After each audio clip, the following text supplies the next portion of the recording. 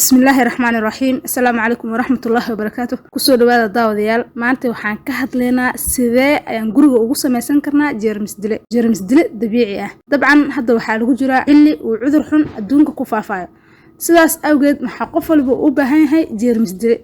haddaba jeermis dilaashan waxaan sii ogaanay in ay noqdeen kuwo qaali oo aan iibsan karin. marka xaalad imaado ilaahay naguma keeno, sidee ayaan guriga ugu samaysan karnaa jeermis dile. dabcan jeermis dile horta muxuu yahay?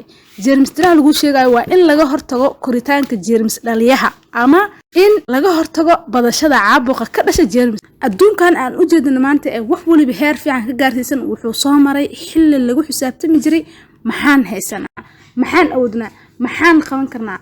taasi waxa ay muhiim u tahay bulsho waliba nolosheeda. waxa aan muhiim u ahayn bulsho waliba oo anaga bulsho ahaan Soomaali ahaan naga muuqdo waxaa ka mid ah in aan barabin wax waliba ee dalkeena lagu sameeyo, in aysan u muuqan in ay tayo leeyihiin. dabcan qofka Soomaaliga ee wax sameynaya waa adiga oo kale, adiga isku kalsoonaa in aad wax soo saartid. haddii aad rabtid waxa aad soo saartay in la aamino, waa in aad aamintaa bulshada kula deegaanka ah waxa ay soo saaraan. والله وعيب قف أوك إن وحبا قبسن كرين أو كلي إن أد أكتر إن هذا وحبا قبسن كرين تاس وعيب وحي بلشدة أما قدك أديك كقيب كإيه قبطان إن مهم إهين أما إسن تيالهين إن أد أكتر وعيب.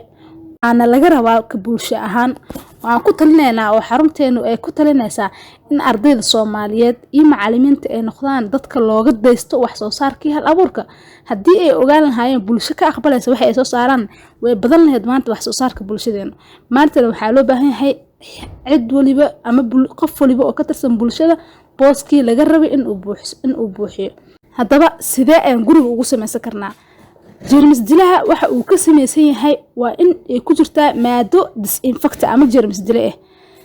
sidoo kale waa in ay ku jirtaa mineral ama maado biyo ah oo dareere liquid ka dhigayso. sidoo kale waa in aan ku shubanaa weel sterile ah.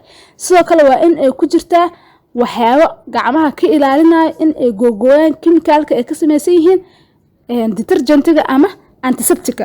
marka waxaan soo qaadanaynaa inta badan qal waxaa yaqaano aad u yaqaano gabdhaha oo isticmaalo af English kan waxa lagu yiraahdaa vinegar. waxa inta badan laga helaa supermarketyada. waxaad kala soo qaadanaysaa saliid qumbe ama saliid kasta aad heli karto, essential oil. sidoo kale waxaad u baahan tahay biyaha moosaxada ama biyaha la karkariyay aad isticmaali kartaa. waxaa u baahan tahay weel nadiif ah, caag ah ahaado ama dhalaha ah. sidoo kale waxaa u baahannahay saabuunta dareeraha ah. qaabkaan u sameynayna marka waa in aan soo qaadanaa weelkii nadiifka ah. waxaan ku shubaynaa 15 dhibcood ama 3 furka yacni ku xiran qalka. kadib waxaan ku dareynaa 20 dhibcood oo saliid ah. saliidda sababta aan u isticmaalana haddii aad isweydiinaysid waa in ay noo ilaalisaa gacmaha, maqaarka waa in ay ilaalisaa. haddii detergent kaliya aan isticmaalno ama chemical waxaa gacmaha in skinka dhaawac gaarsiiso ama xubka ka qaado ayaa suurtooda.